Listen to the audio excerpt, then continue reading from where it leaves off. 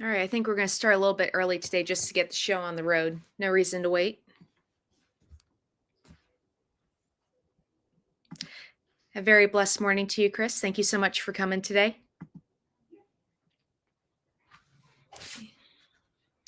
We're going to see a lot of Jacob and Esau stuff today. We'll be concluding with them. Oh, we have a special guest, everyone. Daisy. Hi.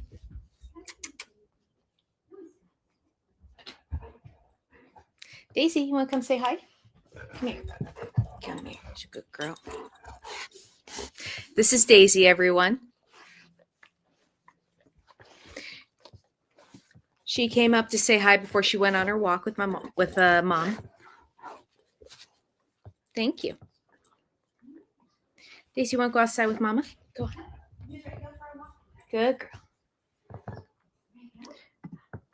Yep, new location today, Chris. I decided to move this party upstairs, so I'm in my own little upper room, so to speak. I was going to move up here anyways because I had stuff on the kitchen table that was an itchy sweater for my dad, to say the least. So I was just like, you know what? I'm moving all my stuff upstairs. Anyways, this is study stuff. So I thought I'll just move the show up today as well. Yeah, that was Daisy, our sweet girl. All right, I'm just going to give everyone just a few minutes to pop in, get some water.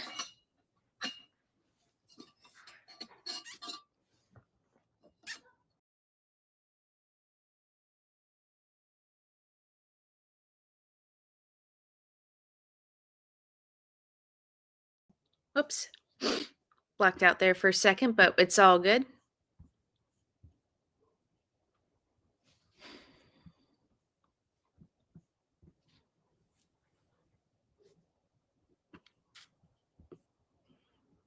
All right, and then today we are covering Genesis 32:4 to 36:43, Hosea 11:7 through 12:12, Obadiah 1:1 through 21, Hebrews 11:11 to 20, and Matthew 26:36 to 46. So we got a lot, but they're short installments, so shouldn't take too terribly long today. I'm usually late. Well, new location, new habits, huh? The upper room was calling to you, Chris.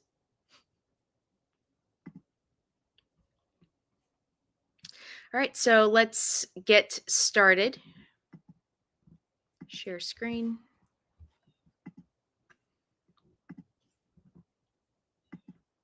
And then I want this over here, 36:43.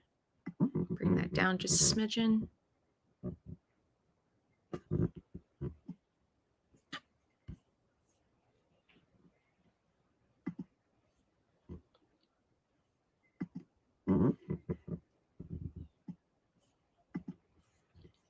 And just make sure everything is easy to see on your guys' end. Yep, everything looks good. So a quick swig of coffee.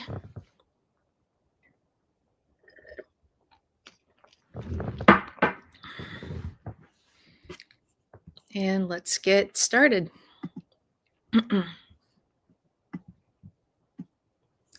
Then Jacob, well, first let's recap what happened.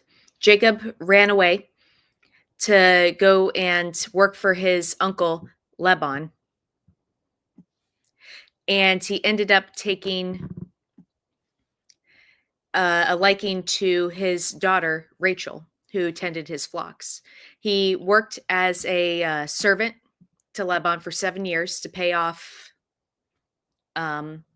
his marriage to her. And Laban, not letting Jacob know ahead of time what the custom was, secretly gave him Leah to marry off first. So he worked an additional 7 years to marry Rachel.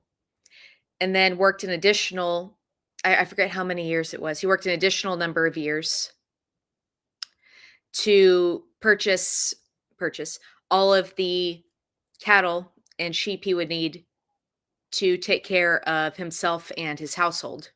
Remember, because he took all of the speckled and flawed flock at the time. So that way Laban would be okay with parting with them. So he left before Laban could say goodbye to his daughters. Laban pursued him, made a deal with him, a peace deal. So there's no animosity between Jacob and Laban now. And we also had a very, very tumultuous marriage between Jacob, Leah, and Rachel, with Leah, I think, having a total of 4 kids with Jacob. Her maidservant, I think, having 2. Rachel's maidservant having 2 because she couldn't bear at the time, and then she bears 2 children, Joseph and Benjamin.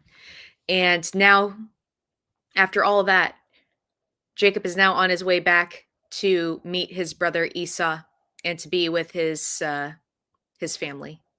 Then Jacob sent messengers before him to his brother Esau to the land of Seir, the field of Edom. And he instructed them, saying, Thus you shall say to my lord, to Esau, Thus speaks your servant. With Laban I have sojourned, and I have remained there until now.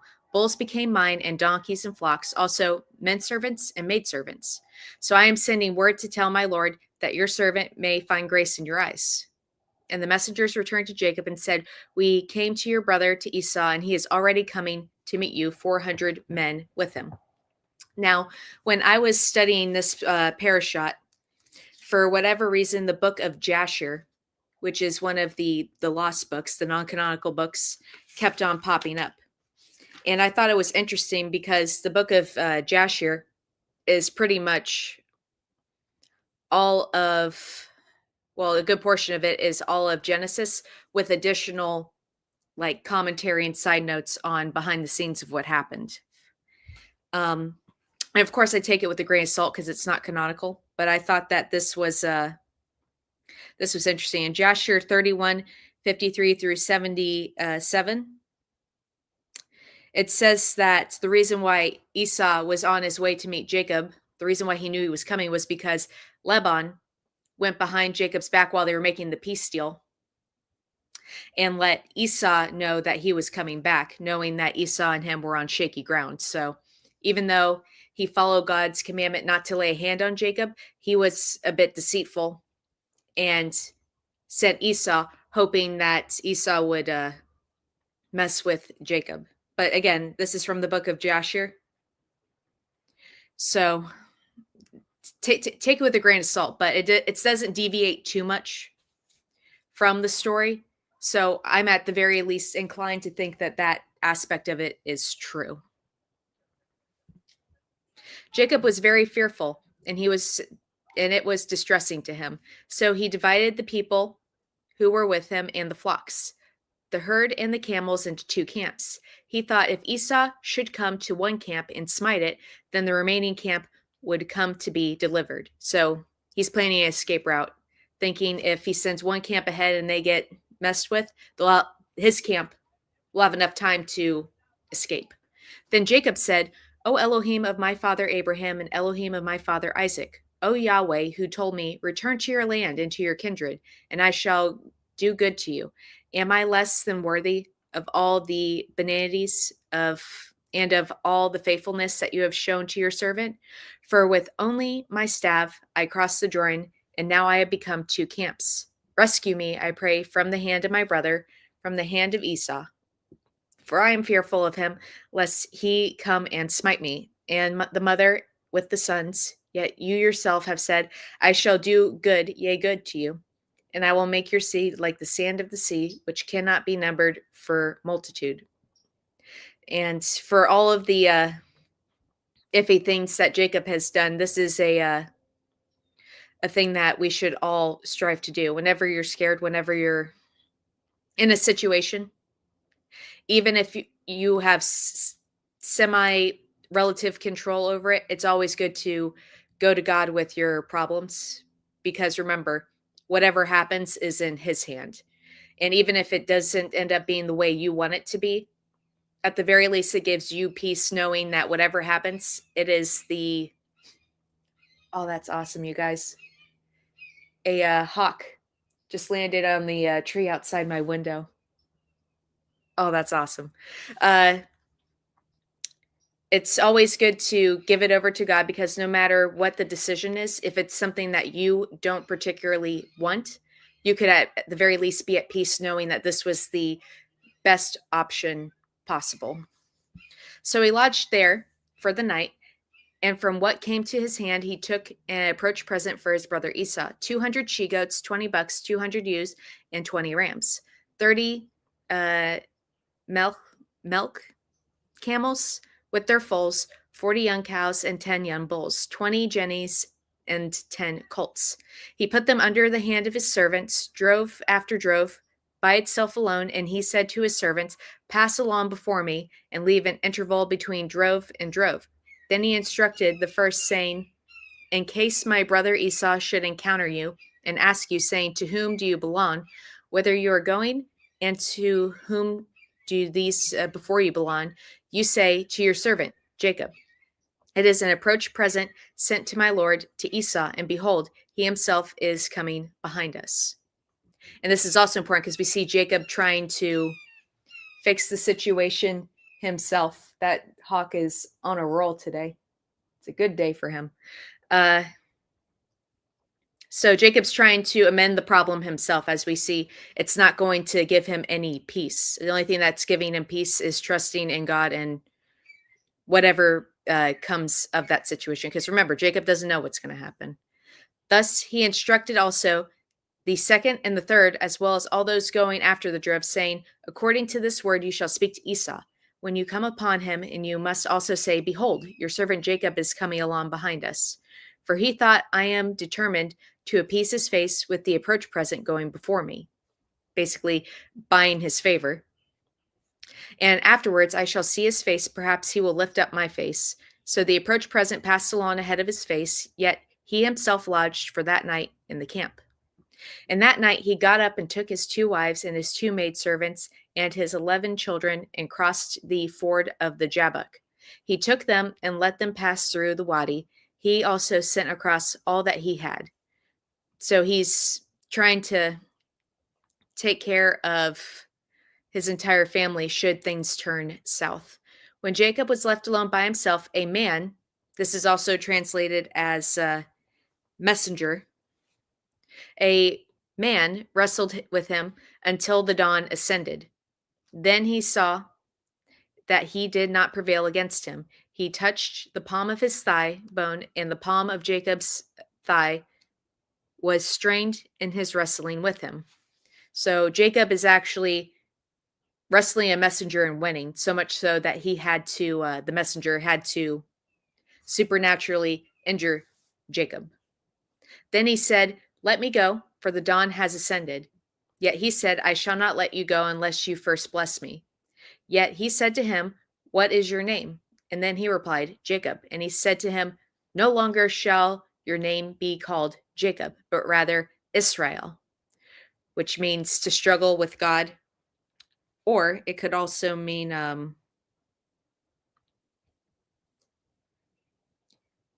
he who is upright, or something along those lines. But it's most commonly translated as he who wrestles or strives with God. Then Jacob asked and said, "Do tell me, I pray, your name." Yet he said, "Why is this that you are asking for my name?" And he blessed him there. Jacob called the name of the place Peniel, for I have seen Elohim face to face, and my soul was rescued. And there was some debate back and forth as to whether or not Jacob literally wrestled with Jesus or not, or just a plain old messenger. But I don't really have a stance on it. I don't have enough information.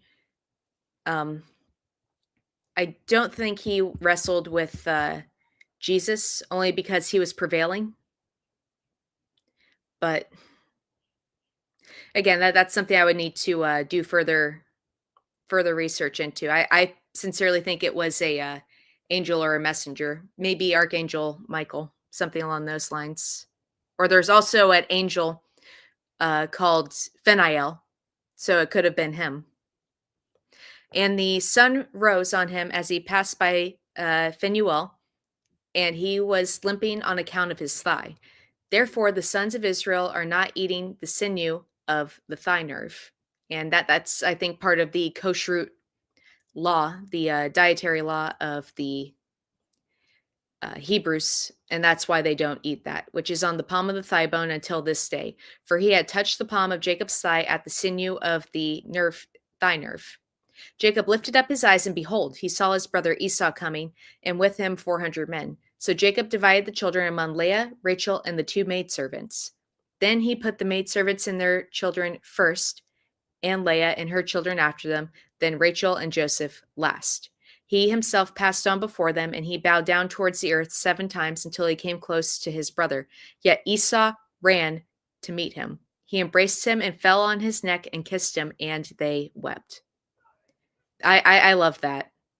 These were two twins completely estranged from each other, one wanting to kill the other, and this is how their reunion came to be, how it started and how it's going.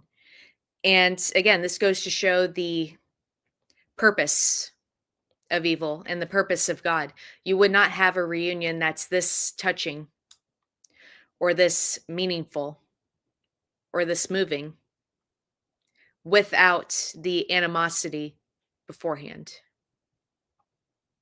So, yeah, I really love this part of the story of Jacob. It's very, very sweet to see the two brothers reunited and against all odds, against all anger and strife. In the end, love won, as it always does. Then he lifted up his eyes and saw the woman and the children, and he asked, "Who are these with you?"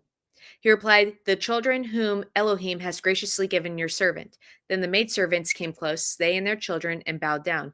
Leah also came close with her children, and they bowed down. And afterwards Joseph and Rachel came close, and they bowed down. Now he asked, "What is all this camp to you that I have encountered?" And he replied, "To find grace in the eyes of my Lord." Yet Esau said, "I have much, my brother. Let what is yours be yours." Another exemplary sign of agape love. Absolute forgiveness, absolute grace, not wanting anything in return. But Jacob replied, "Oh no, if now I have found grace in your eyes, then you must take my approach present from my hand, because I have seen your face as one sees the face of Elohim, and you are benevolent towards me. Please take my blessing gift that I have brought to you, for Elohim has been gracious to me, and because I have everything." So he urged him, and he took it. And we're also seeing a godly love coming from Jacob. He doesn't want to just take, he wants to give. And because his heart is so full with the Spirit of God, he wants to give blessings to his brother as well as to others. And it's also a great sign of hospitality. So even though Jacob tried to buy back his brother's favor, it wasn't needed. It wasn't the right way to do things, because all of this was God moving Jacob and Esau to eventually forgive each other. But it's a hospitable thing to want to give to others and give to others gratuitously. Then he said, "Do let us journey, and do let us go, and I shall indeed go in front of you." But he replied to him, "My Lord knows that the children are of tender age, and that the flock and the herd recently freshened are under my care. If I drive them hard a single day, all the small cattle shall die. So let my Lord please pass on before his servant, but may I myself conduct them gently according to the pace of the property before me, and the pace of the children, until I come to my Lord at Seir." Then Esau said, "Let me now put with you some of the people who are with me." Yet he replied, "Why this? Only let me find grace in the eyes of my Lord." So Esau returned that day on his way to Seir, and Jacob journeyed to Succoth and built himself a house there. And for his cattle he made booths. Therefore he called the name of the place Succoth. Jacob came safely to the city of Shechem in the land of Canaan after he had come back from Syria, and he encamped before the city. Then he acquired the portion of the field where he had pitched his tent from the hand of the son of Hamor and the father of Shechem for 100 kesitas. Not exactly sure how to pronounce that. And Daisy's back. Hi, sweet girl. And he set up there an altar and called on the Elohim of Israel. 34. Dinah, and remember, this is Jacob's only daughter, I believe, and the last child that he had with Leah. So Dinah, the daughter of Leah, whom she had borne for Jacob, went out to visit the daughters of the land. So she's going out to explore the city. Shechem, son of Hamor, the Hivite, and prince of the land, saw her, and he took her and lay with her and humiliated her. So this is often translated as he raped her. So we got that issue now.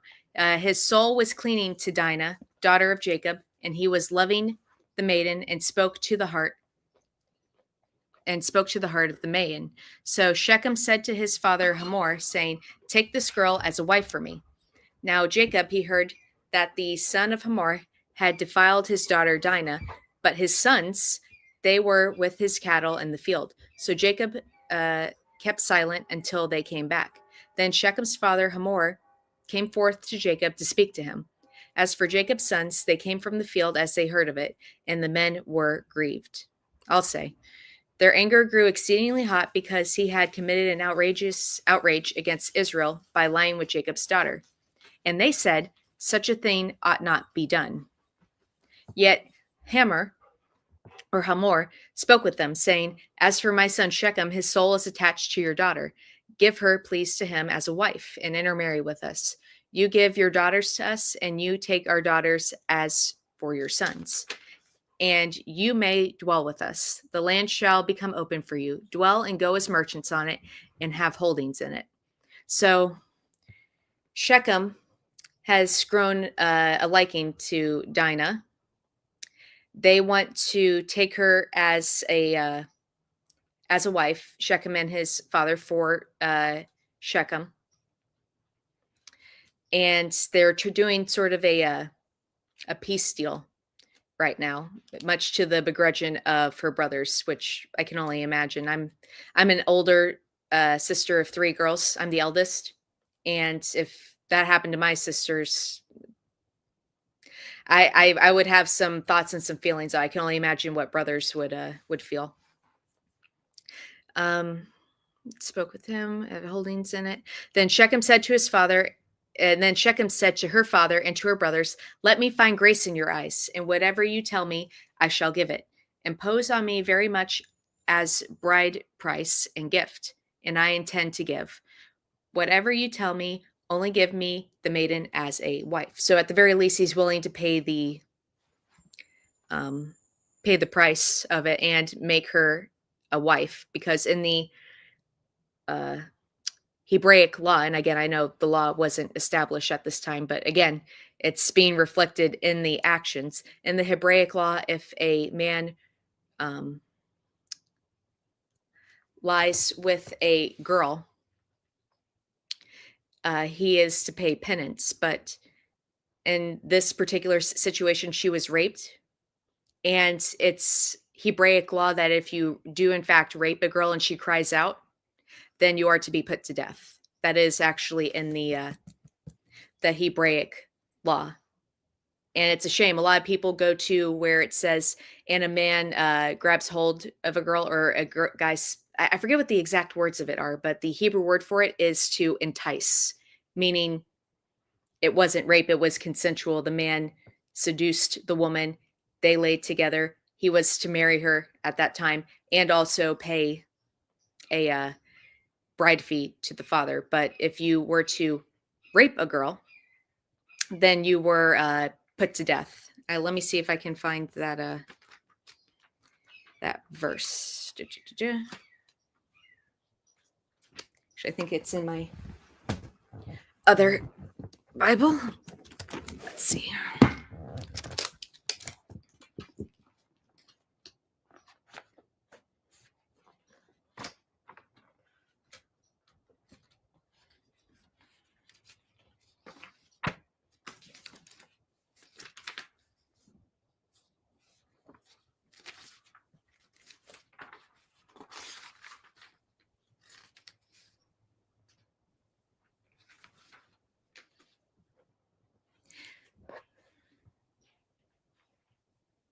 Yeah, it's Deuteronomy 22:25.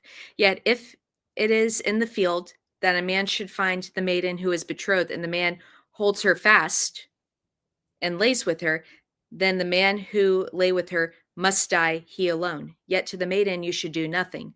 The maiden has no sin deserving of death, for as when a man rises against his associate and he murders his soul, soul is this matter. So rape is akin to murder in this case. For he found her in the field, the maiden who is betrothed cried out, and there was no savior for her. In the case a man should find a maiden, a virgin, so that was in regards to raping another man's soon-to-be wife or wife. And now here we have what happens if you have a virgin maiden raped. In case a man should find a virgin who is not betrothed, and he grasps her and lays with her, and they are found, then the man who is laying with her must give 50 shekels, and she shall become his wife, inasmuch as he has humiliated her. He shall not be able to dismiss her all his days. Okay, so I mixed that up. I apologize. This is the grasps is the seduction, and the holds her fast is the rape. So I apologize. I mixed that up. So yeah, if a man rapes a woman, the punishment for that is in fact death.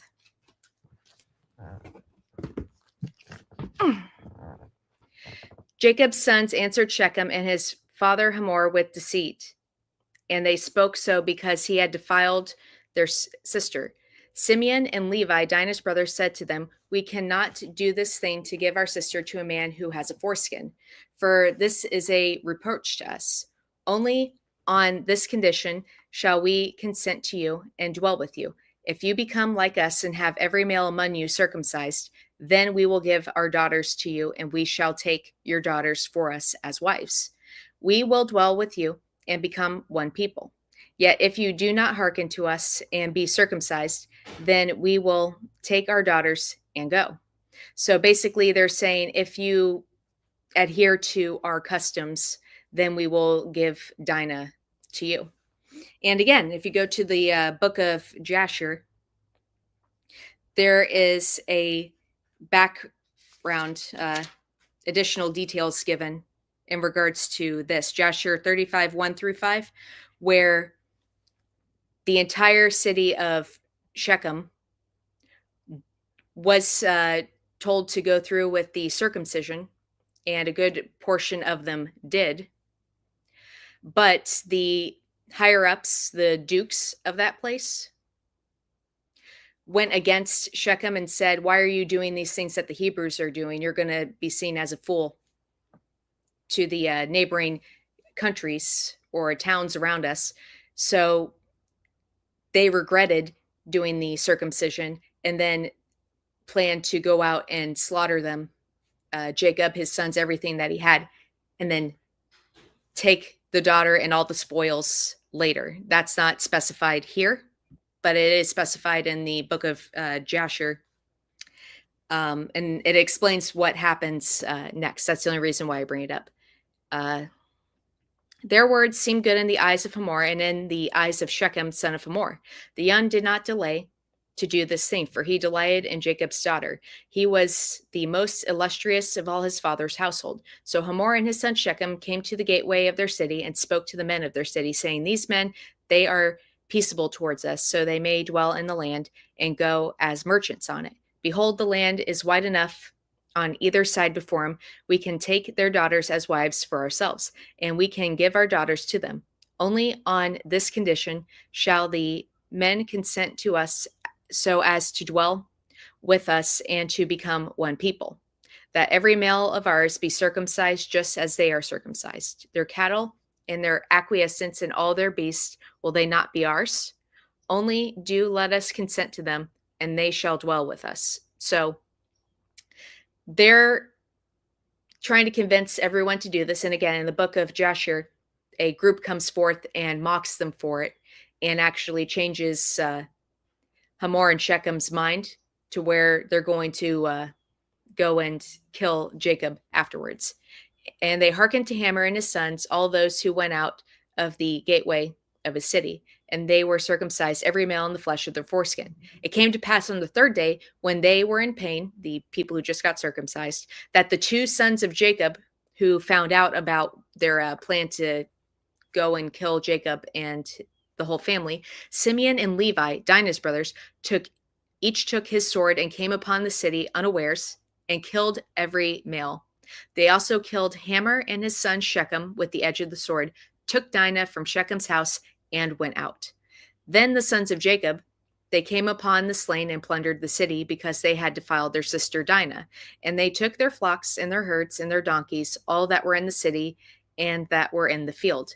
They captured all their estate, all their little ones and their wives, and they plundered even everything in the houses. Then Jacob said to Simeon and Levi, "You have brought trouble on me by making me stink among the dwellers of the land, the Canaanites and the Perizzites, while my men are few in number.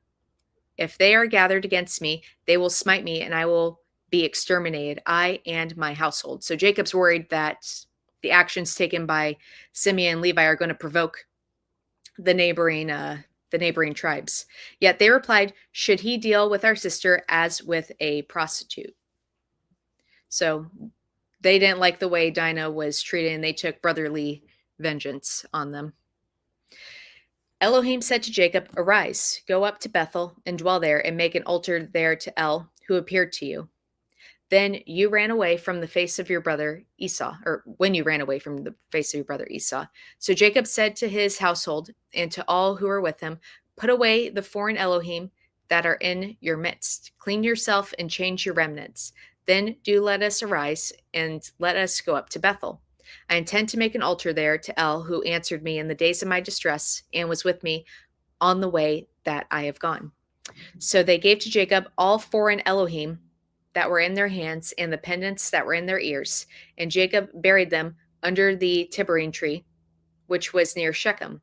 As they journeyed, the dismay of Elohim came on the cities round about them, and they did not pursue after the sons of Jacob. So God is protecting him this entire time, letting Jacob go and do his thing. And Jacob came to Luz, in the land of Canaan, that is Bethel, he and all the people that were with him. Then he built an altar there and called the place El Bethel, for there the one Elohim had been revealed to him when he ran away from the face of his brother Esau. And Deborah, Rebekah's wet nurse, died and was entombed below Bethel under the oak tree. And Jacob called its name Elon Bakuth. Elohim appeared to Jacob, saying again in Luz, during his coming back from Padan, Syria, and Elohim blessed him. Elohim said to him, "Your name is Jacob, yet your name shall no longer be called Jacob, but rather Israel. It shall be your name." Thus he called his name Israel. And Elohim said to him, "I am El who suffices. Be fruitful and multiply." That kind of reminds me of the passage from Romans where Paul says, "Take this thorn out of my side," the sin that was bothering him that he couldn't shake. And God said, "No, my grace is sufficient." So here's God saying again and calling himself the one who suffices. He is enough. What he gives is enough. And that includes grace and the ability to save every single human being in the end and reconcile the entire world to himself, despite what the tribe of doubt says. God is sufficient to do it. And the land that I gave to Abraham and to Isaac, I shall give it to you, and to your seed after you I shall give the land. Then Elohim ascended from him in the place where he had spoken with him. And Jacob set up a monument in the place where he had spoken with him, the monument of stone, and he libated a libation on it and poured oil on it. Jacob called the name of the place where Elohim had spoken with him Bethel. Quick drink break. As they journeyed from Bethel, while there was still some distance of land before coming to Ephrath, Rachel was in childbirth, and she had a hard time in giving birth. It came to pass when she had it hard in giving birth that the midwife said to her, "You must not fear, for this one too shall be a son for you." And it came to pass when her soul was going out before she died that she called his name Ben-Oni. Yet his father, he called him Benjamin. So, as we're seeing right here, we're having a crossover of stories because, as we know, coming up, when Joseph, the story of Joseph comes up, he's a slave in Egypt when his mother is having Benjamin. So Rachel died and was entombed on the way to Ephrath, that is uh, Bethlehem or Bethlehem, and Jacob set up a monument over her tomb. This is the monument of Rachel's tomb until today. Israel journeyed on and pitched his tent beyond Migdaleter. These names, man. Migdaleter. It came to pass while Israel was tabernacling in that land that Reuben went and lay with Bilhah, his father's concubine. Israel heard of it, and it was evil in his eyes, which is another no-no in the law of Moses. So there came to be 12 sons of Jacob, the sons of Leah, Reuben, Jacob's firstborn, Simeon, Levi, Judah, Issachar, and Zebulun, the sons of Rachel, Joseph, and Benjamin, the sons of Rachel's maidservant, Dan and Naphtali, and the sons of Leah's maidservant, Zilpah, Gad, and Asher. These are the sons of Jacob who were born to him in Padan, Syria. Then Jacob came to his father Isaac to Mamre, to Kiriath Arba, that is Hebron, in the land of Canaan, where Abraham and Isaac had sojourned. And the days of Isaac came to be 180 years. Then Isaac breathed his last and died, and was gathered to his people. And again, gathered to his people just simply means his soul went to the unseen, just like every other person before him. He was gathered to his people, old and satisfied with days. And his sons Esau and Jacob entombed him. How much further? Okay. These are the genealogical records of Esau, that is Edom. Esau had taken his wives from the daughters of Canaan, Adah, daughter of Elon of the Hittite, and Oholibamah, daughter of Anna, son of Zibeon the Hurite. The Basemath, daughter of Ishmael and sister of Nebaioth. Adah bore for Esau Elzaphat, Elzaphat, and Basemath bore Reuel, and Oholibah bore Jeus, Jamal, and Korah. These are the sons of Esau who were born for him in the land of Canaan. Now, I apologize. I'm going to be butchering these names now. The rest of the chapter is Esau's line. Esau took his wives, his sons, his daughters, and all the souls of his household, his cattle, all his beasts, and all of his acquisitions that he had gotten in the land of Canaan, and he went to the land of Seir, away from the face of his brother Jacob. For their goods had become too great for dwelling together. The land of their sojourning could not sustain them because of the multitude of their cattle. So Esau was dwelling in the hill country of Seir. Esau, that is Edom. So now we have a country of Edom being developed.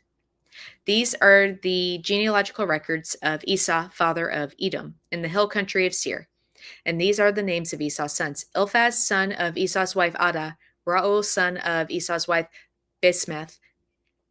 The sons of Eliphaz came to be Timon, Omar, Zepho, Gatam, and Kenaz. Tinma became the concubine of Esau's son Eliphaz, and she bore for Eliphaz Amalek. So remember that. The Amalekites. These are the beginning of the Amalekites. These are the grandsons of Esau's wife Adah, and these are the sons of Reuel, Nahath, Zeriah, Shema, and Mizah. These became the grandsons of Esau's wife Basemath, and these came to be the sons of Esau's wife Oholibam, daughter of Anna, son of Zibeon. She bore for Esau Jeshut, Jalam, and Korah. These are the sheiks of the sons of Esau. The sons of Eliphaz, Esau's firstborn sheik, Taman, sheik Omar, sheik Zopho, sheik Kenaz, sheik Korah, sheik Gatam, sheik Amalek. These are the sheiks of Eliphaz in the land of Edom. These are the grandsons by Ada. And sheik was a high title, just so you know what that is. It's sort of like Duke of the Middle East. And these are the sons of Esau's son, Roel, sheik Nathan, sheik Ziriah, sheik Shammah, sheik Maziah. These are the sheiks of Roel in the land of Edom. These are the grandsons of Esau's wife by Basemath. And these are the sons of Esau's wife by Libimah, sheik Jesh, sheik Jamil, sheik Korah. These are the sheiks of Esau's wife, Libimah. Not sure why that's so hard for me to say, daughter of An. These are the sons of Esau, that is Edom, and these are their sheiks. And these are the sons of Shir, the Horite, the dwellers of the land. Lotan, Shobal, Zibeon, and Anna, Dishon, Ezer, and Dishan. These are the sheiks of the Horites, the sons of Seir in the land of Edom. The sons of Lotan came to be Hori and Himam. Timnah was Lotan's sister. And these are the sons of Shobal, Alvan, Manahath, Ebal, Sapho, and Omam. These are the sons of Zibeon, Ayan, Anna. He is the An who found the hot springs in the wilderness while he was grazing the donkeys for Zibeon, his father. Now, this is another Jasher story. And in this particular part of Jasher, the background for this was Anna was watering donkeys at a hot spring, and chimeras came, took the donkeys, and smacked him in the face with their tail before running off. And I found that story to be so funny. Just this mythical creature comes out of nowhere, takes his cattle or his donkeys, looks back at him, smacks him in the face with his tail, and then runs off. And again, the book of Jasher is not canonical, so I take it with a grain of salt, but the book of Jasher is mentioned in the Torah. And I found it interesting that when it came to Anna's name, it specifically called out this story. It says that this is the Anna who found the hot springs in the wilderness while he was grazing the donkeys. So maybe there is some truth to Jasher. I'm not sure why it wasn't considered canonical, but it's being referenced in a canonical book. And these are the children of Anna, Dishon, and Libimah, daughter of An. And these are the sons of Dishon, Hemedin, Eshban, Ethera, and Chirian. These are the sons of Ezer, Bilma, Zivan, and Akan. These are the sons of Dishon, Uz, and Iran. These are the sheiks of the Horites, Sheik Lotan, Sheik Shobal, Sheik Zibeon, Sheik Anna, Sheik Dishon, Sheik Ezer, Sheik Disan. These are the sheiks of the Horites according to their sheiks in the land of Seir. And these are the kings who reigned in the land of Edom before a king reigned over the sons of Israel. So they got a king before Israel. And a little side note, God never wanted Israel to have a king. In fact, he got so upset when they requested a king that he made it almost a curse to even have a king, because you weren't supposed to have a human ruler over you. You were supposed to be subject to God. And it makes sense, because even the most righteous of kings that Israel had, they're still only human. So when you have a higher up, you want the highest possible God who is righteous in everything that he does and wants what's best for you, as opposed to a human being who can become corrupted. And if you're into politics at all, you'll know that humanity can become quite corrupted when they are put into positions of power. So Edom ended up having kings before Israel ever did. Bela, son of Beor, reigned in Edom and named the name of his city was Dinhabah. While Bela died, Jobab, son of Zerah from Basra, reigned in his stead. While Jobab died, Hisham from Temanite of Badad, who smote Midian in the field of Moab, reigned in his stead, and the name of his city was Avith. When Havad died, Samlah from Masrekah reigned in his stead. While Simlah died, Saul from Rehoboth by the stream reigned in his stead. When Saul died, Baal-Hanan, son of Akbor, reigned in his stead. When Baal-Hanan, son of Akbar, died, Hadad, son of Bered, reigned in his stead, and the name of his city was Pau. The name of his wife was Metheltebel, daughter of Matrid, son of Mazab. So these are the names of the sheiks of Esau according to their families, according to their places, by their names: the sheiks of Tenma, the sheik of Alvan, the sheik of Jepheth, the sheik of Oho Labama, the sheik of Ella, the sheik of Pion, the sheik of Kenaz, the sheik of Tema, the sheik of Mizbar, the sheik of Magdiel, the sheik of Eram. These are the sheiks of Edom according to their dwelling place in the land of their holding. That is the Esau, father of Edom. Good God. Pray for me, y'all. That was rough. All right. Let's see what everyone's saying. Oh my God, you guys are blowing up the chat. All is of the happy God. Hello. Love, grace, and peace to you, brother. I love your channel. 7 years. Yeah, it was 7 years that Jacob worked. We have Miss Deborah here. A very blessed morning to you, Miss Deborah, and to Mac. Actually, you were pretty on time. I'm sure you caught most of the show.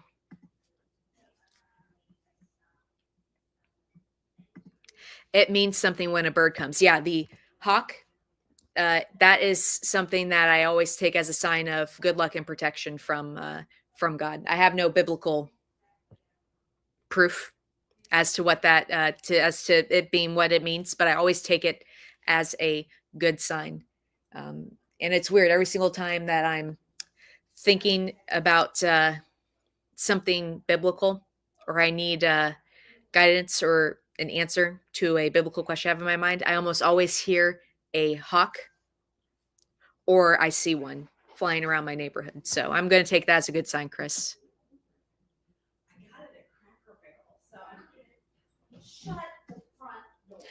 I have birds living in my roof. My trailer has a roof built over, and I can hear the babies at times. Oh, I love that for you, Deborah. I used to, out this window, there used to be a bird's nest with babies, and my sisters and I would always look over down into the nest to see how they were doing.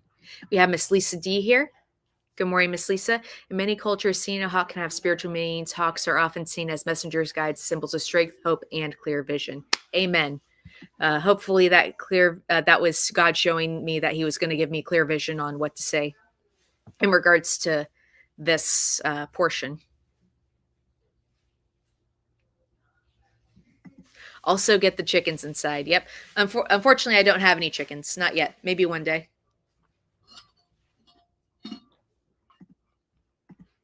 Animals seem to have a heightened sense of development people don't generally have. Amen. Strange injury, the palm of the thigh bone. Yeah, it was a weird injury. I think there's more of a spiritual meaning behind it. I'll have to do a bit more research into it, but the messenger of God was like, nope, not overpowering me. I laughed when I read this passage. It just struck a funny bone in me. The thing that made me laugh was the story from Jasher, where the Chimera looks back at Anna and just smacks him with his tail and runs off. It's like a Looney Tunes episode. Hard to imagine any man getting the best of an angel and any angel, but what do I know? I mean, we are made lesser than angels, so it's not out of the realm of possibility, Chris, to see it as odd. But I think God gave him supernatural strength to fight this particular messenger for, again, whatever reason. I haven't been enlightened as to what that reason is, but remember, everything in the Bible happens for a reason. The Psalms say that the Bible was refined 7 times as gold and silver, so everything is in there for a reason, and everything is worded a specific way for a reason. We just need to find out what that reason is. What kind of Krav Maga did the angel know to desolate Jacob's lake like that? That's lovely, Taylor, about the love raising up out of animosity. It is. It is. And this is why God is the creator of both good and evil. This is God's purpose, to have the ultimate moving love, which needs a dark backdrop. Well, knowing how powerful angels are, we can't fight them. Yeah, and I mean, it makes sense. All the angel had to do was touch his thigh bone, and it was done. So I wouldn't necessarily say that Jacob was winning because the angel had that in his pocket. I think it was speaking from the relative human point, where if someone was onlooking at that time, they would say, "Oh, look, Jacob's winning," but the angel was more powerful the entire time and proved it when he just went touch, and the fight was basically over.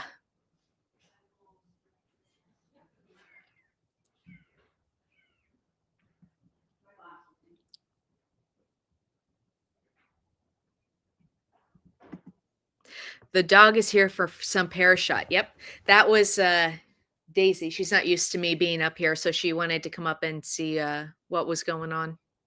She's a sweet girl.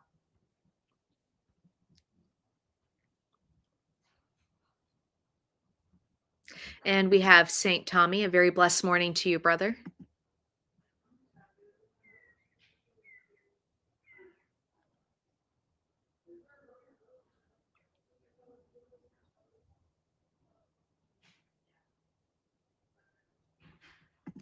Name changes like that can mark the inner transformation of a person. Yep, they can. And it's also customary in Jewish tradition, where if someone's sick, they'll actually change that person's name to deter the illness.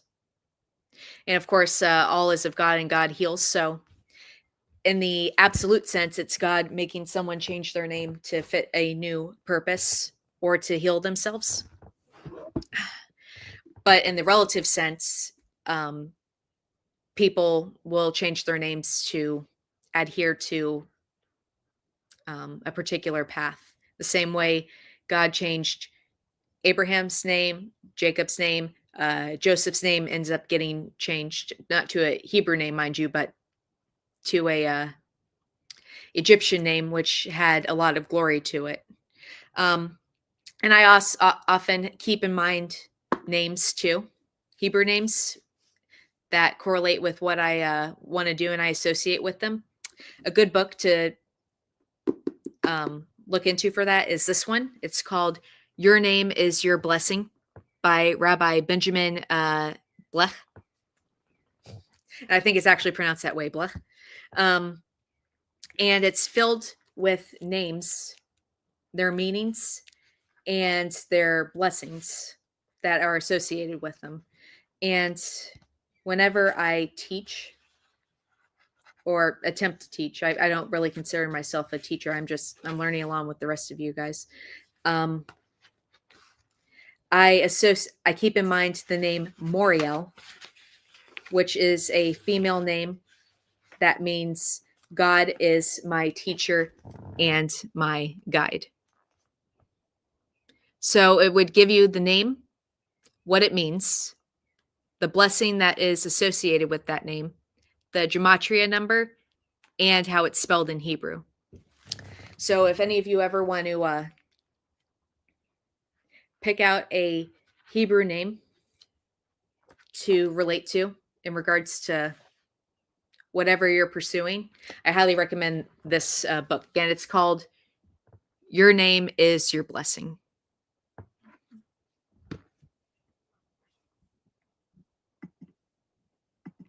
Yeah, poor Rachel died thinking Joseph had died. Imagine the reunion, though, Lisa, when God raises everyone in the end and they're reunited. It's going to be a great reunion. I have hit a snag in my Bible wheel. Some books of the Bibles have 150 chapters, while others only have one. So each verse won't get the same chance if I make 66 equal spaces. Yeah, I mean, in regards to the one that has 150, that would be Psalms. It's not necessarily supposed to be read all the way through as one book, even though it is one book. It's more or less mantras, sayings, reminders, little meditations, and affirmations. And that also goes with Proverbs. So I would treat that more or less like a affirmations book as opposed to a story that needs to be read all the way through. Bless you, Taylor, for laboring over those names. Thank you. Yeah, the ye old names are very, very challenging for me, but God willing, I push through. Sometimes God is good at to hide in plain sight. Yeah. Yeah, it's for he keeps himself hidden, Tommy. So that way those who have the eyes to see and the ears to hear will get the credit in the end. And so that those who don't see can be properly judged and brought into a knowledge of the truth. And we have a God that I've said in the past is sort of like a little kid. And I don't mean that in a derogatory way at all. I mean, God is a little kid in that he loves surprising people. He loves to surprise people with blessings. He loves to surprise the body of Christ with their salvation, the message of their salvation. He loves to surprise the world as a whole, um, both in gentle ways and in extreme ways. I mean, I'm sure when the tribulation comes, that's going to be a major surprise. When everyone's raised at the great white throne, that's going to be a major surprise. When everyone who thought that God didn't exist finds out that they exist, and when the tribe of doubt finds out, oh, Christ really did save everyone, that's going to be a big surprise. So God loves surprises. He's like a little kid at Christmas who finally was able to get a present for a member of their family and is just sitting in the corner, shaking with excitement, waiting for this person to see it. I have a Bible wheel book, but haven't studied it much. I don't know what a Bible wheel book is. Is that like the Bible in a year type of book? Oh, holy Obama. I'm going to have to use that the next time I read through that. Thank you, Chris. I didn't look up chic, but they seem to be different levels of leadership. Yeah, chic. The word chic today is used in Islam, I believe. You have it's not necessarily a title, but it's the group. Or no, I'm sorry, that's the Sunnis and the Shiites. But I think a sheik is. Oh, I'm thinking of Indian culture. There is a group called the Sheiks, so perhaps that has to do with it. I thought I had the book of Jasher and found it. Yeah, and there's also a website that you can go to. Let me see if I can find that really quick for everyone.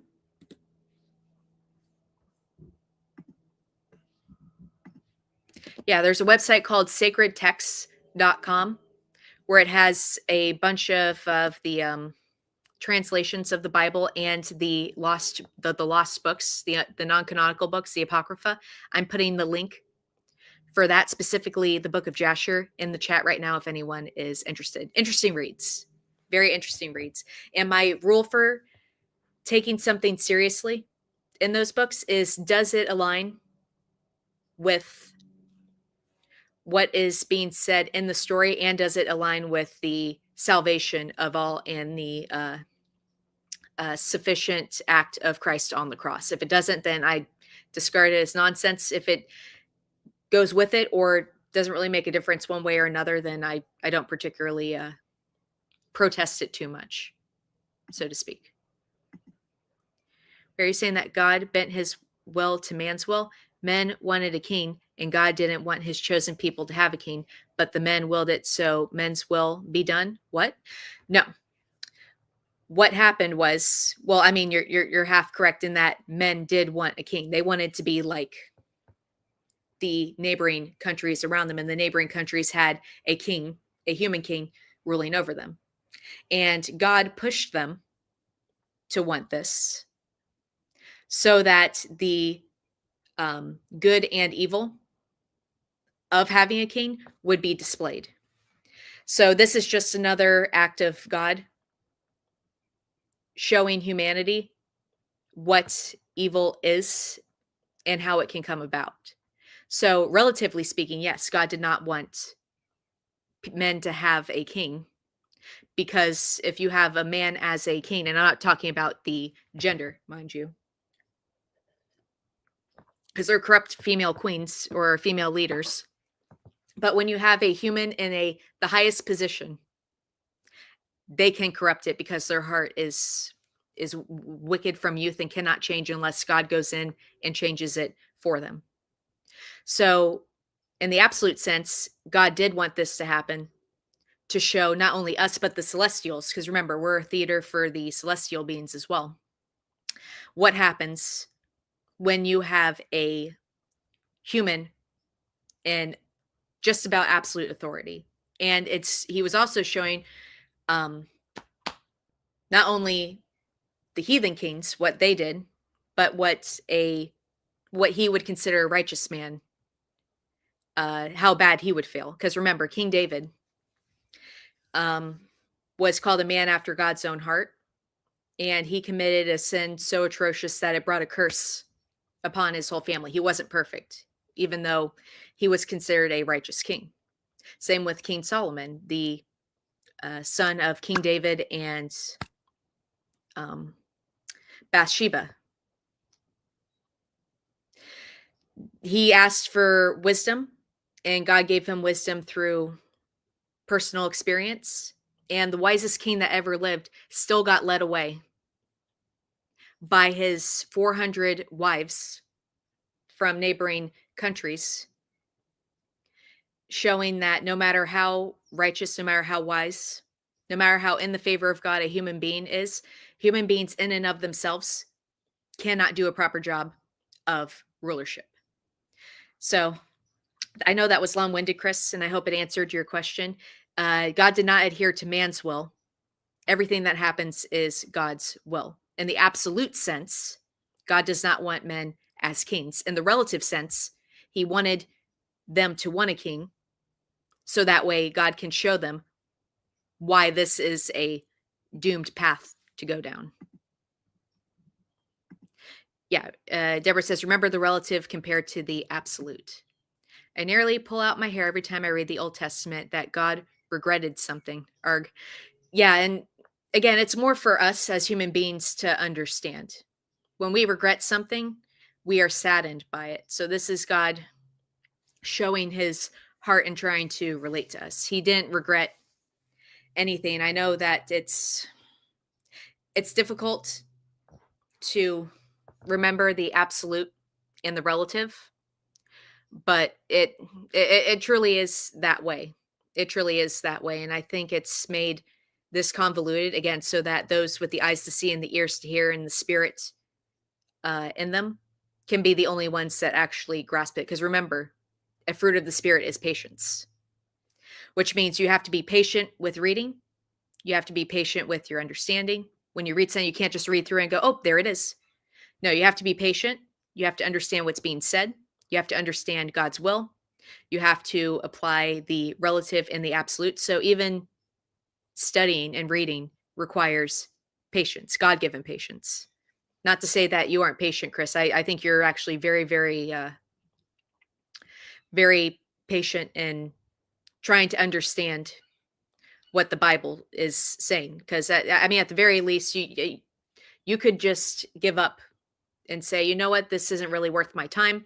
I don't necessarily believe all this to be 100% true. Why am I waking up at 9:30 on a Saturday to go listen to some frizzy-haired girl who I don't know, who doesn't have a degree in this at all, talk about this? You have the patience and you have the want and desire in you to find out the truth. So that is very, very admirable. And again, it's good to ask questions. It's good to ask questions because despite what people tell you in Christianity, not everything is laid out there plainly for people to see. It's not all going to be spoon fed to you. You have to work for it because it says in Psalms that it is the delight of God to conceal a matter and the glory of kings to seek it out. So keep fighting, keep pushing. I pray that God puts the spirit in you to finally answer your questions and relieve the agitation that is in you. And if not, you always have us to bounce questions off of. Of course, there's people way more knowledgeable than me. Like I said, I haven't touched the Old Testament in a hot minute. This is my first time reading through it all the way from beginning to end. So I'm by no means calling myself an expert. I'm still learning. So we'll find out the answer to those questions together, Chris. Don't worry. God is talking to ants. He uses language we understand. Yep.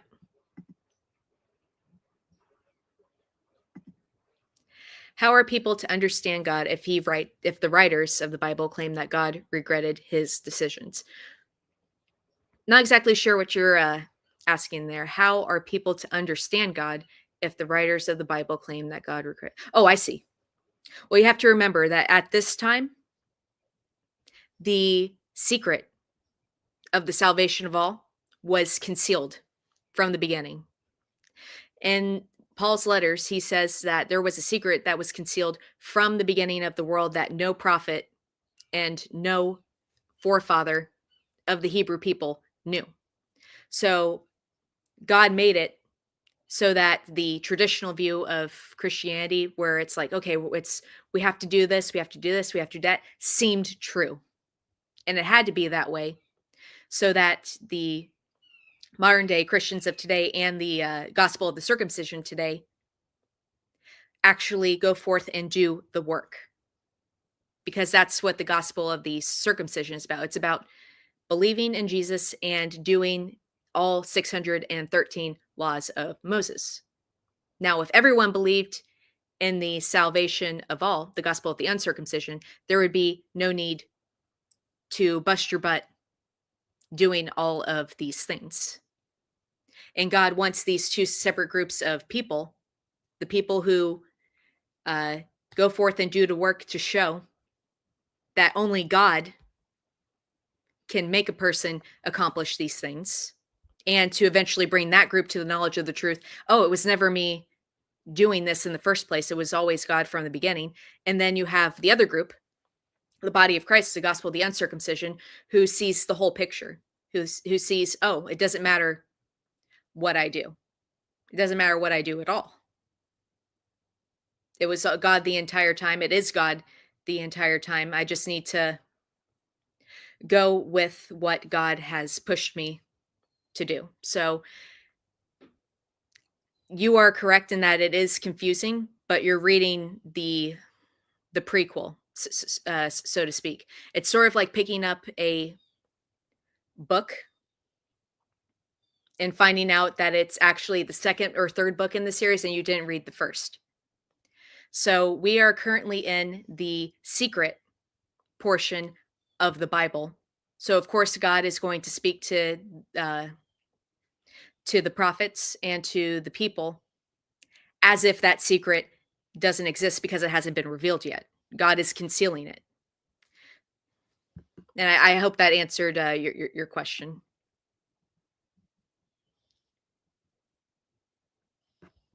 You ask some good questions, Chris. Most of the time, I don't know how to answer questions. He does ask good questions. This is why I'm glad that he's here. I think in a past video, apologized for constantly like deterring or asking questions, but these are good questions. These are great questions that help build not only my knowledge, but hopefully will answer Chris's conundrums. Because I do agree, even as someone who believes in what I believe, there are points where I'm just like, man, I wish I knew what was being said. And then there's also times where when I'm reading through the Old Testament, I kind of get carried down a rabbit hole. I'm like, oh no, I gotta go do this. And then it comes back to me. No, I don't. No, I don't. Because this is setting the stage for grace. In order to have grace, you need to have a standard set up, ways to get to it, and people failing miserably. That way, in the end, you can give the ultimate goodness, God giving the ultimate goodness, which is grace. So we have to constantly remember and keep at the forefront of our mind that this is the setup. This isn't the show. This is the theater stage setup. The stage is being set. The play isn't going on right now. The curtains are being put up. The stage is being polished. The props are being made. The auditions are going on. I would actually use that as a good example where the Old Testament is the equivalent of someone walking into a Broadway production, seeing the setup for the Broadway production, saying, wow, this Broadway production really sucks. No, it's just not time for the show yet. It's not time for the show yet. God is childlike, maybe Taylor. How lovely is that?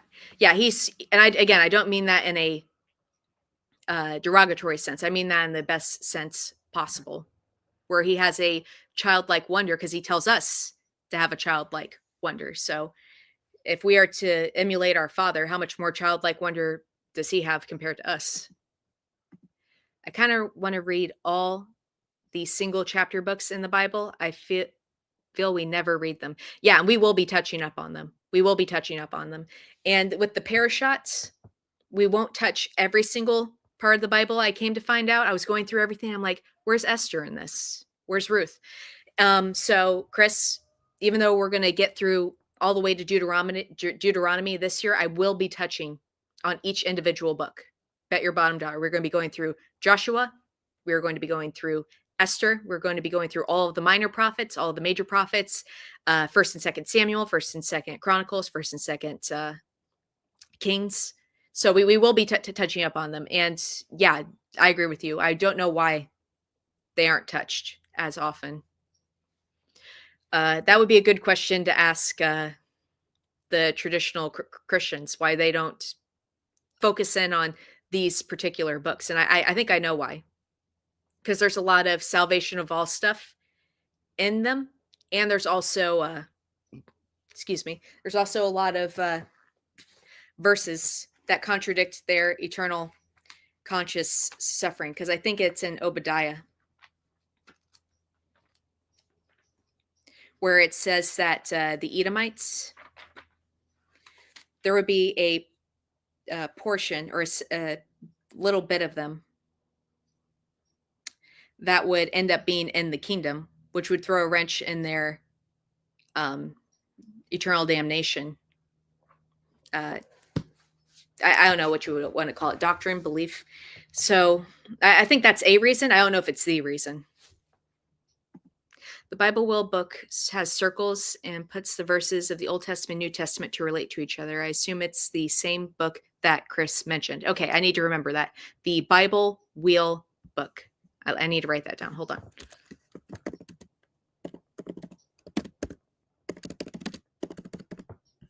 I am so getting that. Thanks, y'all. Saint's going to be surprised he didn't win. Yep.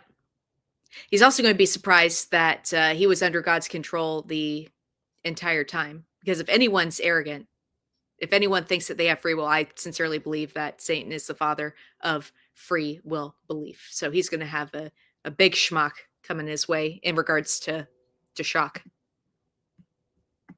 It looks like Satan's winning, but I remind myself the play isn't over and God is using Satan for his purpose. Amen.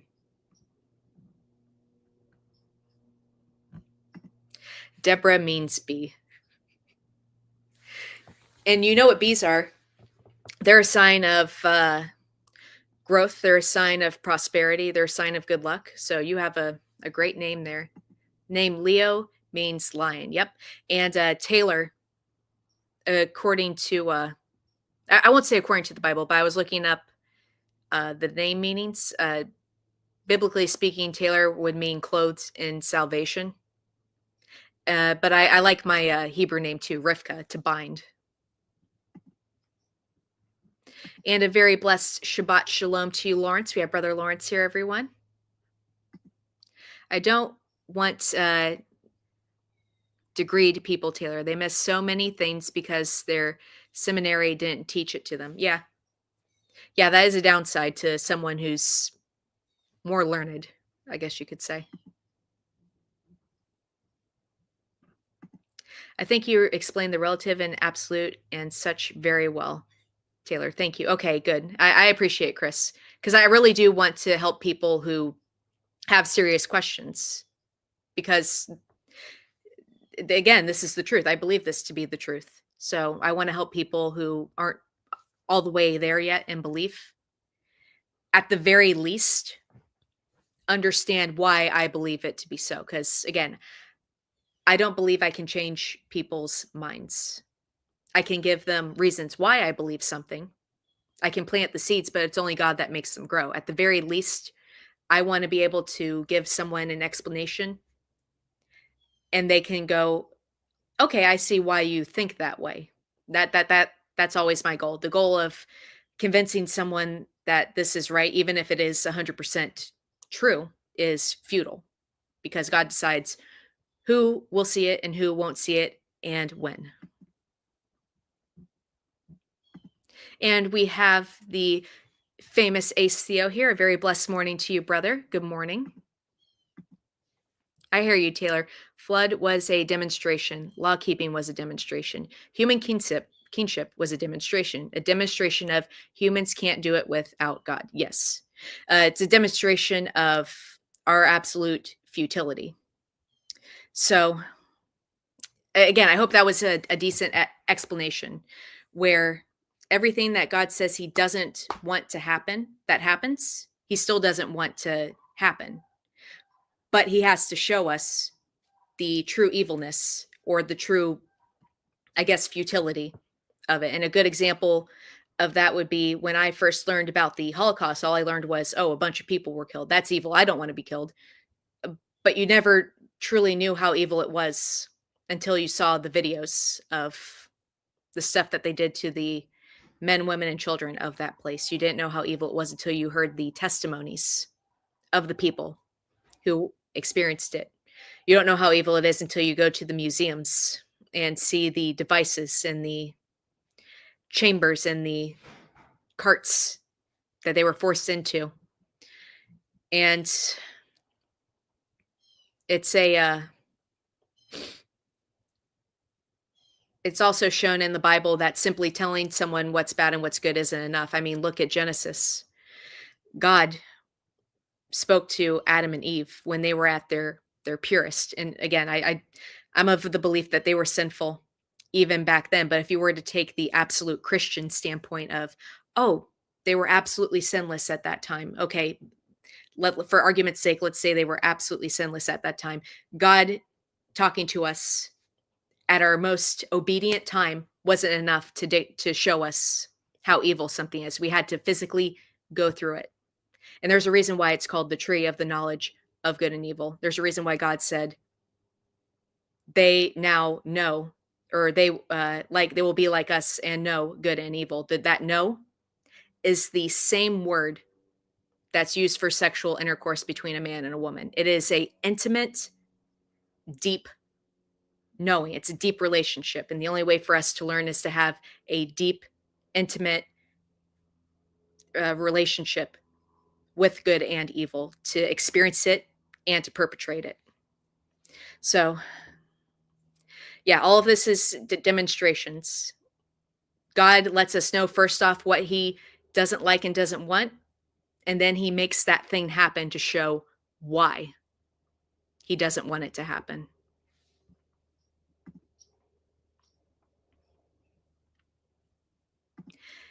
The evil man can do to another man, makes it hard to understand how God can ever use it for good, but he will. Yeah, I mean, it's going to be used for good to show people truly why it is evil. We're being taught right now why God detests it. We're learning why God detests certain things. And there's some things right now that you look at and you think, well, how on earth could that be considered evil? Like, again, the cloth example we did last time. Or why is it evil if I wear rayon or polyester? Doesn't make me a bad person, but it does kill you. And I don't mean to sound um, over exaggerate when I say that, but it really does mess with your biology, and you wouldn't know about it. We wouldn't have known about it unless we physically went through it. When we find that those in hospital beds with linen, which is a kosher uh, clothing to wear, you find that they heal faster, and those who are on polyester sheets, you find that they heal slower, and they're suffering longer because of it. We had to go through that and see it with our own eyes to truly find out why God was opposed to it, why he considered it to be evil or destructive. And the same goes with everything else. And God does face the unique problem of being the source of everything, which means when he tells us why he doesn't like a certain thing, he has to be the one that makes it happen to show us why it is not a good thing. So, Chris, keep studying, keep holding fast to the truth. Always hold that bit of knowledge in your mind when you're reading the Bible, especially the Old Testament portions. So we can finally get on to the next part of the Parashot. Does anyone want to come in for the Alea to read the next portion? If not, that's perfectly fine. I just want to make sure everyone who wants to read has a chance to read.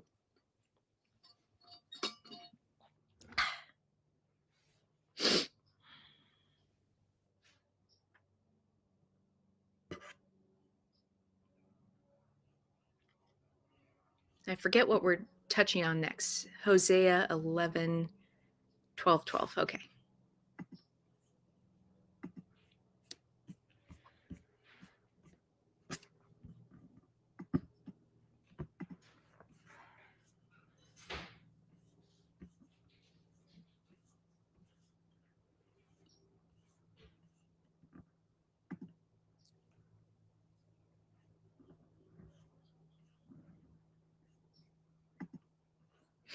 All right, so I'll get started on reading the next portion, and that will be Hosea 11,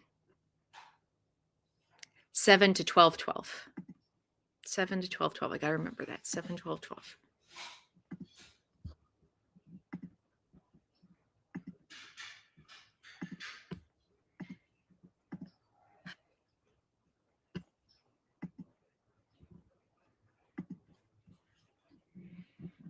All right. My people are hung up on backsliding from me. Though they are proclaiming him as the supreme, not one is exalting him. How can I surrender you, Ephraim? How shall I give you up, Israel? How can I surrender you like Admah? Shall I make you like Zeboim? My heart is turned in me. My comfortings are altogether fervid. I shall not execute the heat of my anger. I shall not return to ruin Ephraim, for I am El and not a man, and the Holy One in your midst, and I shall not come against any city. They shall follow after Yahweh. He shall roar like a lion. Indeed, he shall roar. And the sons shall tremble from the sea. They shall tremble like a bird from Egypt, and like a dove from the land of Assyria. And I will cause them to dwell in their houses, averring as Yahweh. Ephraim surrounds me with dissimulation, and the house of Israel with deceit. Yet Judah still goes on with El, and remains faithful with the holy places. Ephraim is grazing on wind, and is pursuing the east wind. The entire day he is increasing, lying in hypocrisy, and they are contracting a covenant with Assyria. The oil is being fetched to Egypt, yet Yahweh has a contention with Judah, and will call Jacob to account according to his ways and according to his actions. He shall recompense him. In the belly he took his brother by the heel, yet in his virility he was upright with Elohim. And he is setting to work with the messenger, and is prevailing. He laments and is supplicating to him in Bethel. He is finding him, and there he is speaking with him. Yahweh is the Elohim of hosts. Yahweh is his name. And you, to your Elohim, shall you return. Keep kindness and right judgment. Oops. Keep kindness and right judgment. Did I really just lose my place again? There it is. Keep kindness and right judgment, and be expectant towards your Elohim continually. A trafficker in his hand are scales of deceit. He loves to exploit. Hence, Ephraim is saying, yeah, I am rich. I find virility for myself. In all my labor, they shall not find with me depravity, which is sin. Yet I, Yahweh, am your Elohim. I brought you up from the land of Egypt. Again, I shall cause you to dwell in tents, as in the days of the appointed assembly. I spoke by the prophets, and I increased the vision, and by the hand of the prophets I used likenesses. If Gilead was lawless, yea, they have become futility. In Gilead they sacrifice bulls. Moreover, their altars are like mounds on the furrows of the field. Jacob fled away to the field of Syria, and Israel served for a wife, and for a wife he kept cattle. So we see another aspect of God showing mercy here, where he says, even though the people of Ephraim and Israel turned against him, and just so you know, Ephraim was the northern kingdom of Israel. He says that God says that he will not execute the heat of his anger, and he shall not return ruin on Ephraim, for I am El and not a man, the Holy One in your midst. And I think that's important, that part right there. He gives the reason as to why he's not going to treat them as their sin deserves, as I think it's Psalms 30 says, or I think it's Psalms 30, where it says, God does not treat us as our sin deserves. And he does this because he is not a man, he is God, which I think is further proof to show that the tribe of doubt, when they preach hell, is completely and utterly wrong. That's exactly what man would do. Man would punish simply to inflict as much pain as possible on those who they consider to be their enemies, while God, even though he may order people to be killed, he does not torture them. He wipes them out swiftly, completely, and with as little pain as possible. Now, I can't necessarily prove it's as little pain as possible, but if we're going to be honest biblical students and teachers and scholars, we have to take the whole Bible into account. And if we take into account that God does not desire the death of anyone, he does not treat us as our sin deserves. He is against punishing someone beyond what they deserved, as described in, I think it's Deuteronomy 25, where it's talking about the whippings of someone who's broken the law. You are not allowed to exceed a certain amount, lest the person you're whipping is seen as lesser in your eyes. So God is not wanting people to die, absolutely. Relatively, they have to in order for the ultimate good to come about. So he doesn't want people to die. He wants them to change for the better. He doesn't treat us as our sin deserves, which would mean excessive punishment is off the table, and he is against excessive punishment. And he attributes this to himself as being the reason why he is El, the Holy One, and not a man, because a man would do those things.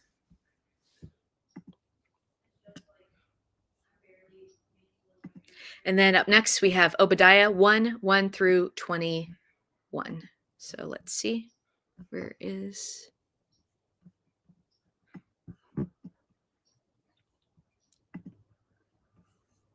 Obadiah, where are you at?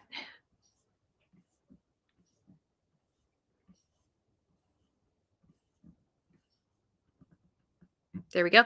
Hey, Chris, we're doing the single chapter one. Get ready, man. The vision of Obadiah.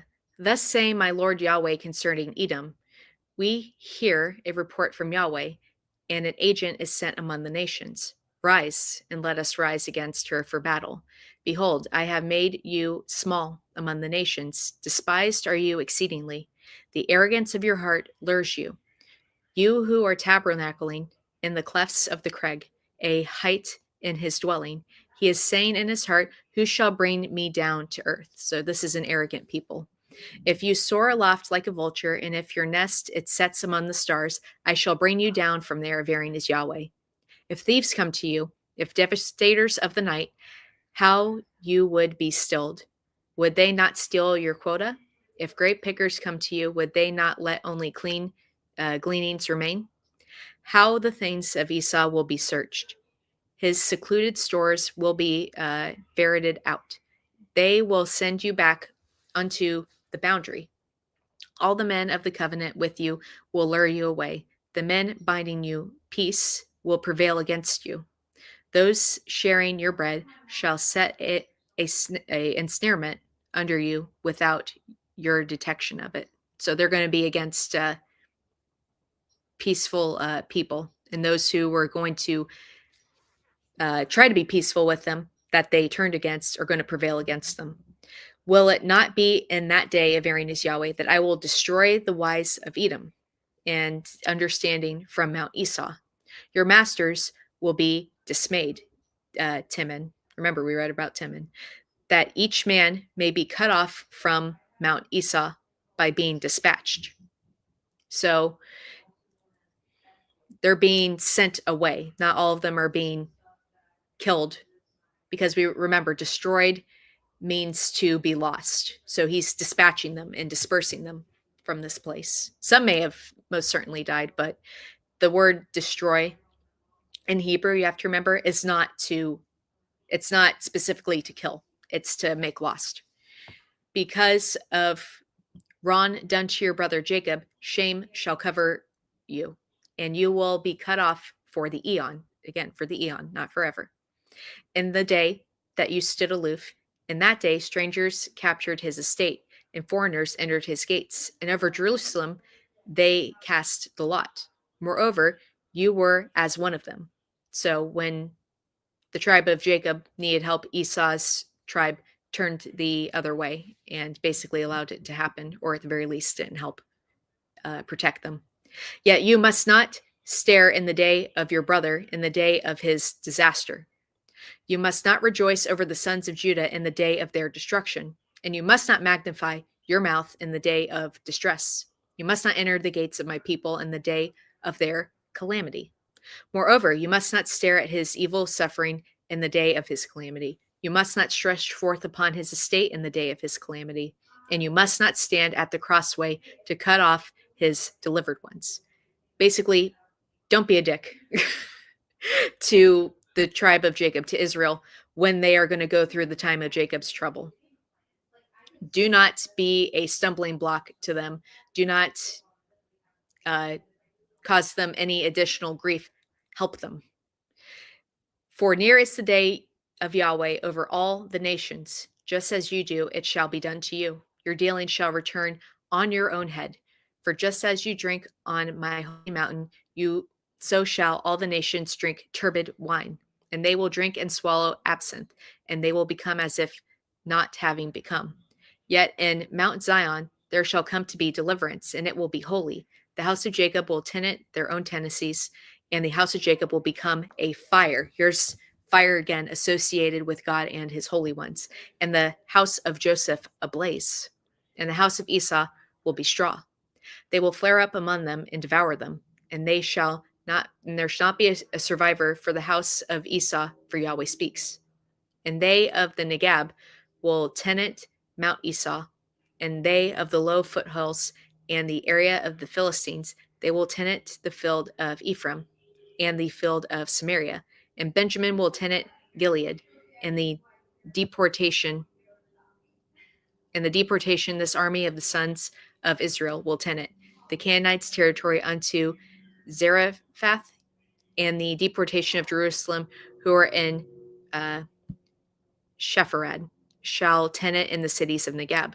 Survivors will come up in Mount Zion to judge Mount Esau, and the kingdom will become Yahweh's. Now, a brief touch on this.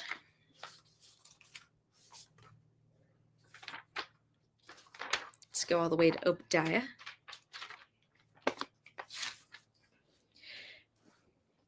And I'll read the portion from here since it's a bit easier to understand.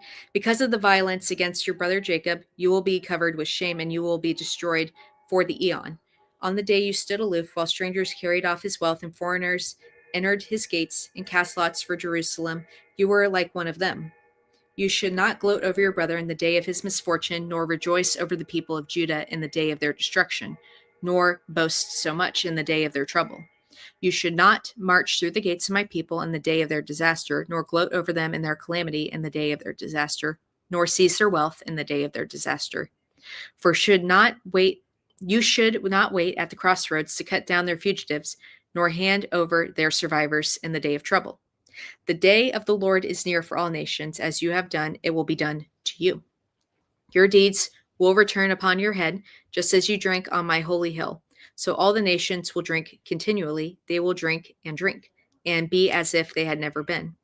But the Mount Zion will be deliverance. It will be holy, and Jacob will possess his inheritance. Jacob will be a fire, and Joseph ablaze. Esau will be stubble, and they will set him afire and destroy him. There will be no survivors from Esau. And this is talking in regards, I think, to the Edomites of this area. This isn't all of Esau, because in Amos 9:11 through 12, it shows a remnant of Edom will take part in the kingdom. So this is talking about the house of Esau on the Mount Edom, or I forget what it's called. It's either Mount Edom or Mount Esau, because in Amos 9:11 through 12, let's go to that really quick.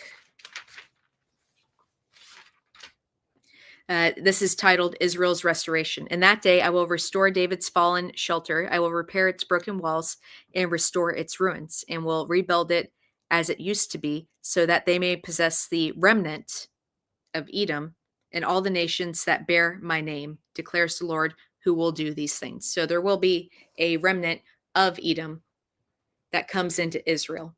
So it may, when it says that no one from Edom will survive, I think it's talking about those who are opposing Israel, because the remnant of Edom that comes in is going to become a part of Israel. And you have to remember that this is all, This is all temporary, their death, because remember, Christ Jesus came and died on the cross for the death of everyone, including these Edomites that will be dispersed and perish. Not a singular person is going to be left out of that salvation. So they have to remain dead as an example for how not to be. But they will eventually be brought out, because their purpose will have been fulfilled and their punishment will have been sufficient.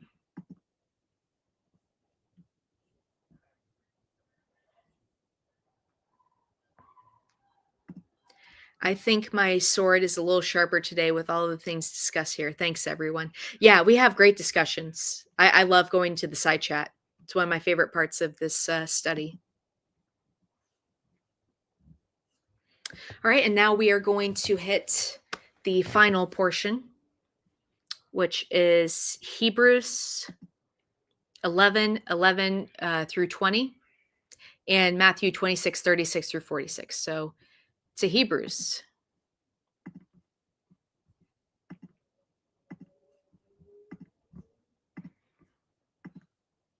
All right.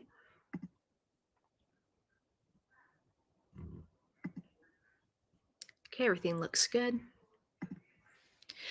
By faith, Sarah herself also obtained power for the disruption of seed and brought forth beyond the period of her prime, since she deems the promiser faithful.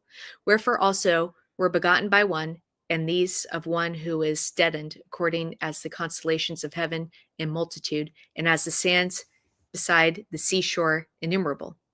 In faith died all these, not being requited with the promises, but perceiving them ahead and saluting them, and avowing that they are strangers and expatriates on earth.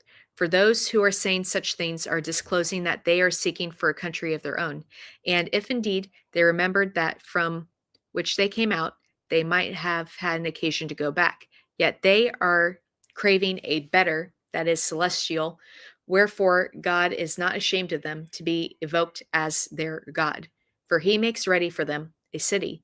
By faith, Abraham was undergoing trial, has offered Isaac, and he who receives the promises offered the only begotten son, he who it was spoken that in Isaac shall your seed be called, reckoning that God is able to be rousing him from among the dead also, whence he recovers him in a parable also.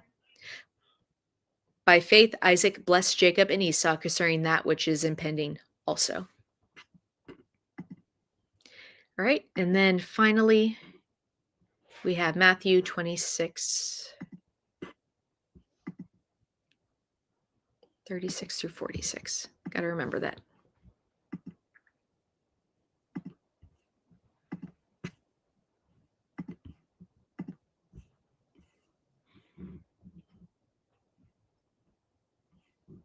(36 through 46). Here we go.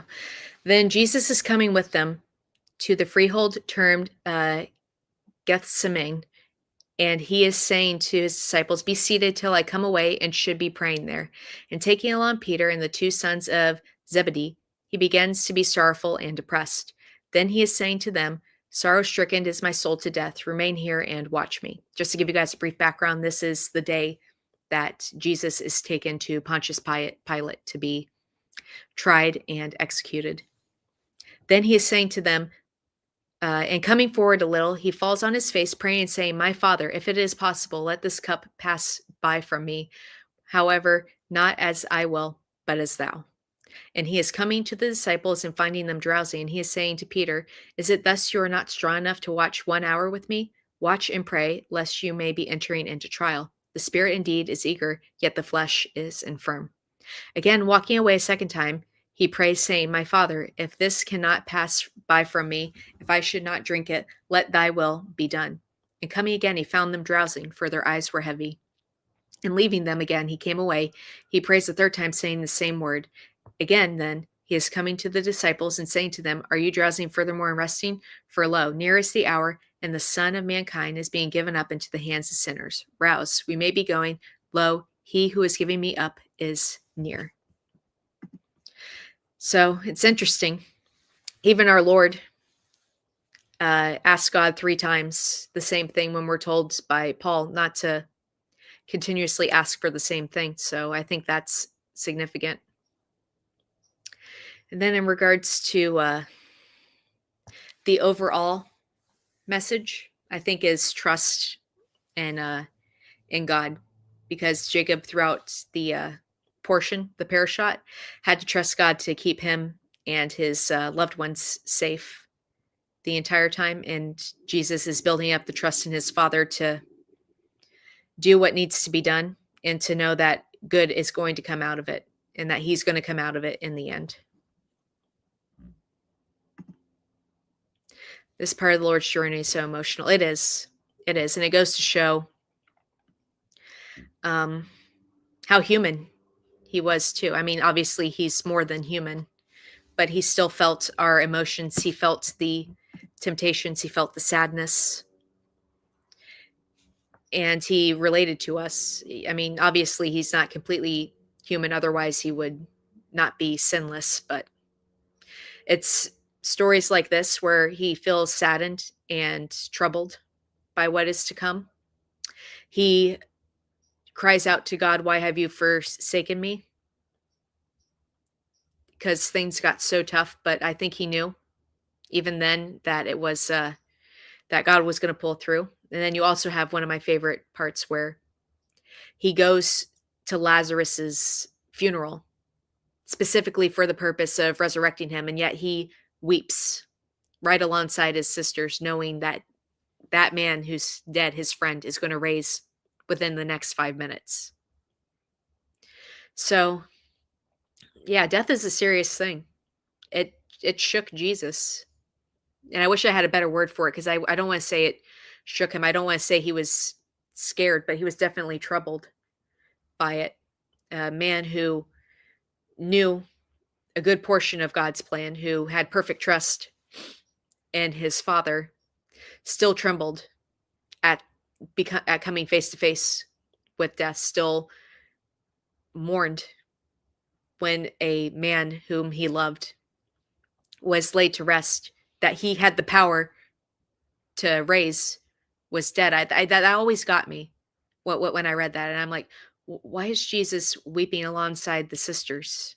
Why is he so sad? He knows that Lazarus is going to get up in just a few seconds. At his hand, he has the power to do it, and yet he's weeping. But that goes to show, yeah, it is hard to hear it without getting emotional. But again, would this be beautiful? Would it be a beautiful thing if death was not a necessary evil? Would it not hit us as hard? His betrayal, if that evil did not exist. So this is another great lesson and example of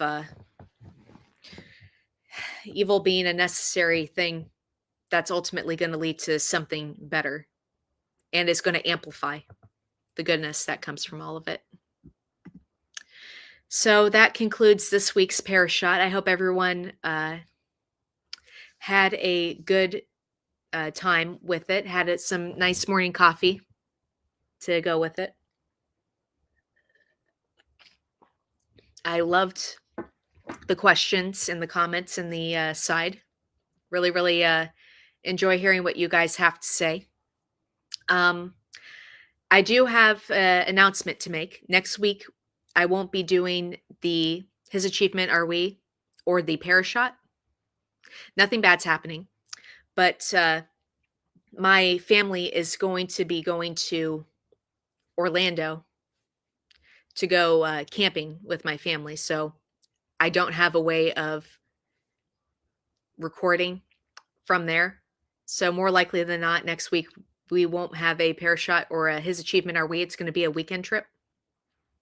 So I'll find a way to make up for it later, or I'll try to find a way to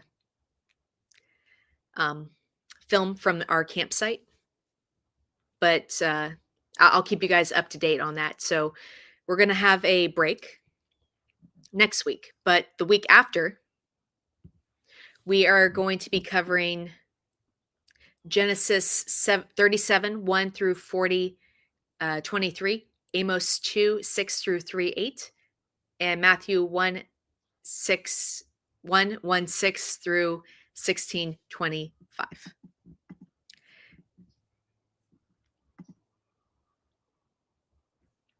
Camping in Orlando sounds amazing. Yeah, we're going to go to the Disney campground. My family and I have come to really love that. Max said he'd do the reading, LOL. Did he actually say that in the chat? Shoot.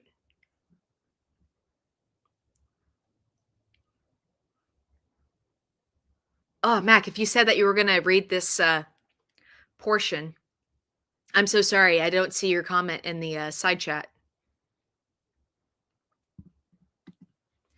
No, but I totally would. Okay, good. I didn't want you to think I skipped over you, man. I didn't see anyone say they wanted to come in for the Alea, so I just went through. Yeah, Mac, if you want to take over for me and cover the next portion on your channel, you feel free to do that. But I'm a perfectionist in that I kind of want all of the parashots, at the very least,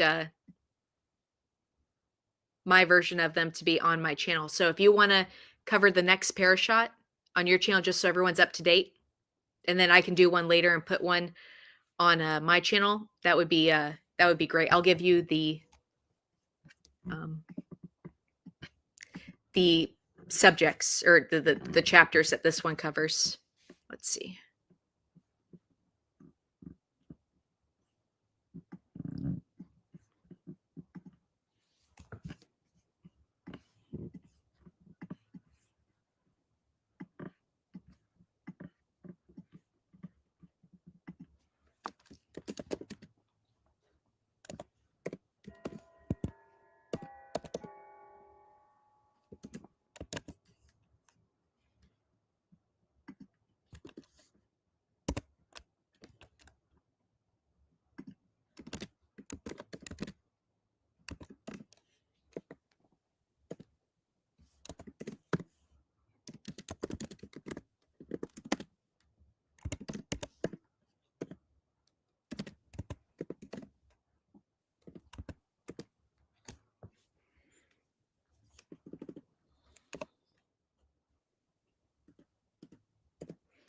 All right.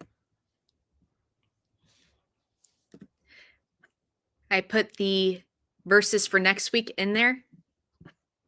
If you want to do that, Mac. Yeah, you need continue. Yeah, it's just how my brain works. I need to, at the very least, have it run all the way through, but at least it'll give someone to it's something for the group to focus on for next weekend. I just wanted to give Mac a hard time. I do love reading, though, almost as much as I love listening. All right, well, if you feel compelled to do it, man, go ahead and do it. If not, that's perfectly fine. We'll just find a way to make up for it.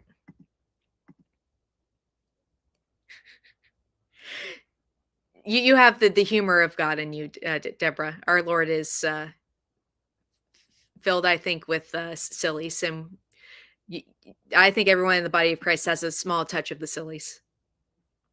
All right, so I hope everyone has a blessed day. If God puts it on your heart, take a minute or an hour to just sit and observe Shabbos. Maybe read a portion of your Bible. Maybe just sit outside and enjoy the fresh air. Put on one of the Body of Christ videos and just listen to it. Or even consider this your Shabbos observance. Point is, just have a blessed, wonderful day. I hope to see you guys not next week, but the week after. Love, grace, and peace. Bye.